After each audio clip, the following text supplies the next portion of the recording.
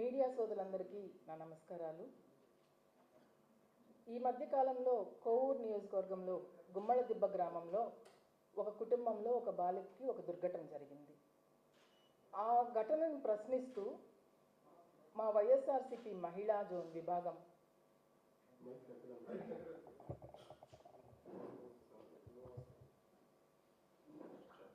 YSRCP party మహిళా విభాగం zonal working president అయిన కాకాని పూజిత గారు కూటమి ప్రభుత్వాన్ని ప్రశ్నించడం జరిగింది. వరుసగా ఇన్ని దాడులు మహిళల మీద, బాలికల మీద, చిన్నారుల మీద జరుగుతూ ఉంటే కూటమి ప్రభుత్వం ఏం చేస్తుంది? ఎందుకు చర్యలు తీసుకోలేకపోతూ ఉంది? ఎందుకు దుర్ఘటనల్ని ఆపలేకపోతుంది? దోషుల్ని ఎందుకు పట్టుకోలేకపోతుంది అనని కాకాని పూజిత గారు కూటమి ప్రభుత్వాన్ని ప్రశ్నిస్తే, ఆ కుటుంబానికి న్యాయం జరపాల్సింది పోయి ఎవరైతే ప్రశ్నిస్తున్నారో ఆ ప్రశ్నించిన గొంతుకే పోలీస్ వాళ్ళు కేసులు పెట్టడం జరుగుతుంది. ఇంత అన్యాయం ఈ రాష్ట్రంలో ఇంకెక్కడైనా ఉందా?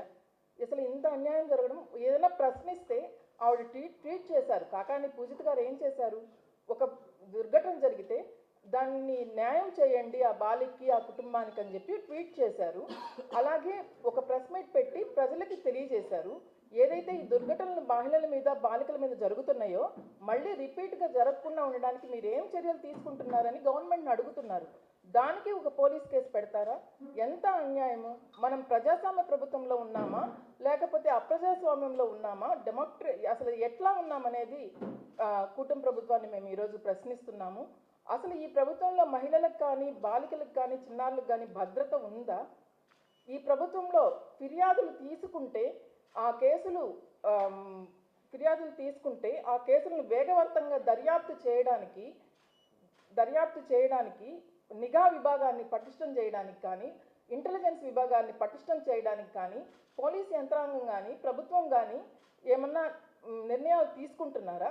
తీసుకుంటే ఆ దిశగా పోలీస్ యంత్రాంగం కానీ, ప్రభుత్వం కానీ నిర్ణయాలు తీసుకుంటే ఎందుకు ఇన్ని అన్యాయాలు జరుగుతున్నాయి? రిపీటెడ్గా ముఖ్యంగా మహిళల మీద, బాలికల మీద, చిన్నారుల మీద ఎందుకు ఇన్ని అఘాయిత్యాలు జరుగుతున్నాయి అని చెప్పి ఈరోజు మేము కూటమి ప్రభుత్వాన్ని ప్రశ్నిస్తున్నాము. అలాగే ఎప్పుడైనా సరే 24లో కూటమి ప్రభుత్వం ఏర్పడ్డాక ఒక సమీక్ష అనేది నిర్వహించారా ఇంతవరకు?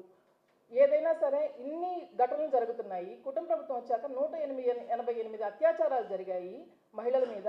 అందులో కొంతమంది చనిపోవడం కూడా జరిగింది. ఎందుకు ఇన్ని అఘాయిత్యాలు జరుగుతున్నా కూడా గాంజా మీద కానీ లేకపోతే బెల్ట్ షాపుల మీద కానీ ఎందుకు మీరు చర్యలు తీసుకోవడం లేదు? గాంజాను ఎందుకు నిర్మూలించడం లేదు? బెల్ట్ షాపులు ఎందుకు ఎత్తివేయడం లేదు? వీటి వల్ల కూడా కొంచెము క్రైమ్ రేటు పెరిగే అవకాశం ఉంది కాబట్టి వీటన్నిటిని ఎందుకు తగ్గించుకోవట్లేదు? మన హోంమంత్రి గారు మహిళ అనుకున్నాము.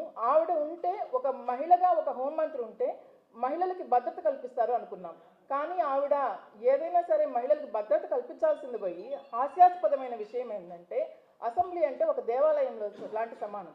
అక్కడ చాలా సమయం ఎంతో విలువైంది. ఆ సమయంలో ఏం మాట్లాడాలి? అసెంబ్లీలో హోంమంత్రి గారు ప్రజా సంక్షేమం గురించి మాట్లాడాలి, అభివృద్ధి గురించి మాట్లాడాలి. మహిళలకు మీరు తీసుకునే ఏదైనా సరే ఒక ముఖ్యమైన విషయాలు ఉంటే, వాళ్ళకి ఏదైనా ప్రత్యేక చట్టాలు ఉంటే, ప్రత్యేక పోలీస్ స్టేషన్స్ ఏమన్నా మీరు ఏర్పాటు చేస్తే వీటి గురించి మాట్లాడాలి. కానీ మీరు ఏం మాట్లాడారు అసెంబ్లీలో? అసెంబ్లీ సాక్షిగా ప్రజలందరూ వినేలా అంబటి రాంబాబు గారు ఇలా అన్నారంట. అంబటి రాంబాబు గారు ఇలా, అది అవసరమా అసెంబ్లీలో? అలాంటి ఒక విషయము, ఆ విషయం అవసరమా ప్రజలకి? అదే మీకు ఈ రాష్ట్రంలో విపరీతమైన ఇబ్బందికి గురయ్యే విషయం అయితే అదే కాదు కదా. ఏం మాట్లాడాలి? మహిళల గురించి మీరు ఏం నిర్ణయం తీసుకున్నారు? మీరు వచ్చి 2 సంవత్సరాలు అయింది పాలనలోకి వచ్చి, దాదాపు 20 నెలలు అయింది.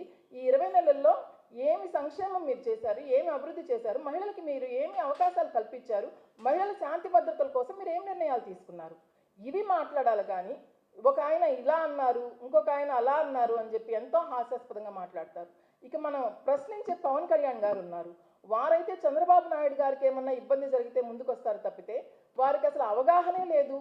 మా జగన్మోహన్ రెడ్డి గారు ముఖ్యమంత్రిగా ఉన్నప్పుడు ప్రతి కుటుంబంలో ఒక మహిళ, ఎంతమంది మహిళలు ప్రెగ్నెంట్గా ఉన్నారని చెప్పి లెక్కలు తీస్తుంటే అసలు నీకెందుకు జగన్, ఏ కుటుంబంలో ఎంతమంది ప్రెగ్నెన్సీ ఉంటే నీకెందుకని మాట్లాడారు పవన్ కళ్యాణ్ గారు.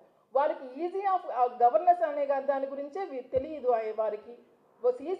శిశు సంక్షేమ పథకం ఒకటి ఉంటుందని, అది సెంట్రల్ గవర్నమెంట్ స్టేట్ గవర్నమెంట్ కలిసి పనిచేస్తాయని, అంగన్వాడీ విభాగాన్ని ఒకటి పెట్టుంటారని, స్త్రీలకు బాలింతలైన స్త్రీలు వీక్గా ఉంటారు కాబట్టి వాళ్ళకి పోషక విలువలు అందిస్తారని చెప్పి ఇవన్నీ కూడా పవన్ కళ్యాణ్ గారికి తెలియదు. అలాంటి వారు మహిళలకి భద్రత కల్పిస్తారని మనం ఈరోజు ఎలా అనుకుంటాం? ఇలాంటి వారు గవర్నమెంట్లో ఉంటే మనకు భద్రత కల్పిస్తారని చెప్పి, మహిళలకి చిన్నారులకు భద్రత కల్పిస్తారని, బాలికలకు భద్రత కల్పిస్తారని మనం ఎలా అనుకుంటాము? ఇంత దౌర్భాగ్య స్థితిలో మనం ఈరోజు ఈ కూటమి ప్రభుత్వంలో ఉన్నాము. ఈరోజు మా అందరి తరఫున చంద్రబాబు నాయుడు గారికి మనం కూటమి ప్రభుత్వానికి ఇంకొకసారి చెప్పదలుచుకున్నాం, మహిళలందరికీ భద్రత కల్పించండి. అదే జగన్మోహన్ రెడ్డి గారు ఉన్నప్పుడైతే మహిళల కోసం ప్రత్యేక కోర్టులు ఏర్పాటు చేశారు, ప్రత్యేక పోలీస్ స్టేషన్స్ ఏర్పాటు చేశారు, ప్రత్యేక రూల్స్ తీసుకొని వచ్చారు, దిశ యాప్ని తీసుకొచ్చారు. దిశ యాప్లో 1,40,00,000 మంది దిశ యాప్ని డౌన్లోడ్ చేసుకున్నారు. అలాగే 10,24,000 మంది SOS రిక్వెస్ట్లు చేసుకున్నారు. అలాగే 28,585 మందికి దిశ యాప్కి కాల్ చేసిన వాళ్ళకి ఫిర్యాదులు తీసుకొని సత్వరం పరిష్కరించారు. అలాగే దిశ యాప్కి కాల్ చేసిన 2,300 మంది మహిళలను కానీ బాలికలను కానీ పోలీసులు ఇమ్మీడియట్గా ఆ ఘటనా స్థానానికి వెళ్ళి వితిన్ 6 minutes లోపల ఆ మహిళలను కానీ బాలికలను కానీ రక్షించడం జరిగింది. ఇంత జగన్మోహన్ రెడ్డి గారు మహిళల కోసం, మహిళా సాధికారత కోసం పనిచేశారు. మహిళలకు పెద్దపీట వేశారు, మహిళలకు చేయూతనిచ్చారు, ఆసరానిచ్చారు, అమ్మఒడినిచ్చారు. అలాగే 11 పథకాలు ఏదైతే డైరెక్ట్గా మహిళలకు చేరతాయో వాళ్ళకి 11 పథకాలను ఇచ్చారు. 33 లక్షల ఇళ్ల స్థలాలను ఇచ్చారు, 22 లక్షల ఇళ్లను నిర్మించి ఇచ్చారు, 50% నామినేటెడ్ పోస్టుల్లో వాళ్ళకి అవకాశం కల్పించారు, 50% కాంట్రాక్ట్ వర్కర్లో వాళ్ళకి 50% అవకాశం కల్పించారు. ఇంత చేశారు జగన్మోహన్ రెడ్డి గారు. అంతేకాకుండా ప్రతి మహిళ కడుపు చల్లగా కదలకుండా వాళ్ళ ఇళ్లల్లో ఉండేటట్టు వాళ్ళకి రేషన్ అందించారు, వాళ్ళ ఇంటికి నేరుగా రేషన్ అందించారు. కానీ మన కూటమి ప్రభుత్వం వాళ్ళు కూడా అందించారు ఇంటికి. ఏమందించారయ్యా అంటే మగవాళ్ళకి మద్యాన్ని అందిస్తున్నారు, బెల్ట్ షాపుల ద్వారా, వాట్సాప్ల ద్వారా, బెల్ట్ షాపుల ద్వారా మద్యాన్ని ఇంటికి పంపిస్తున్నారు. ఇది మన కూటమి ప్రభుత్వానికి జగనన్న ప్రభుత్వానికి ఉన్న తేడా. ఈ రోజుకైనా సరే మహిళలందరికీ న్యాయం చేకూరాలి, మహిళలకు భద్రత కల్పించాలి.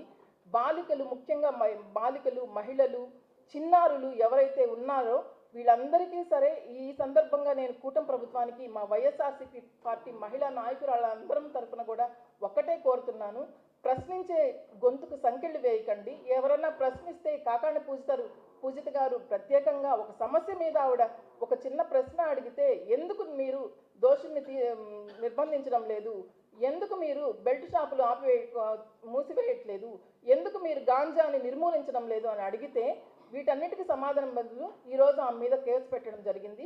ఇది ఎంతో అన్యాయము, అక్రమము. ఇట్లాంటి విషయాలు పునరావృతం కాకుండా చర్యలు తీసుకోవాలని కూటమి ప్రభుత్వాన్ని మేము అడుగుతున్నాము. మా వైఎస్ఆర్సీపీ పార్టీ మహిళలందరము ఎక్కడైనా సరే, ఏదైనా సరే, ఎవరికైనా సరే మహిళలకి ఇబ్బంది జరిగితే మేమందరం అండగా ఉంటామని ఈ సందర్భంగా తెలియజేసుకుంటున్నాం.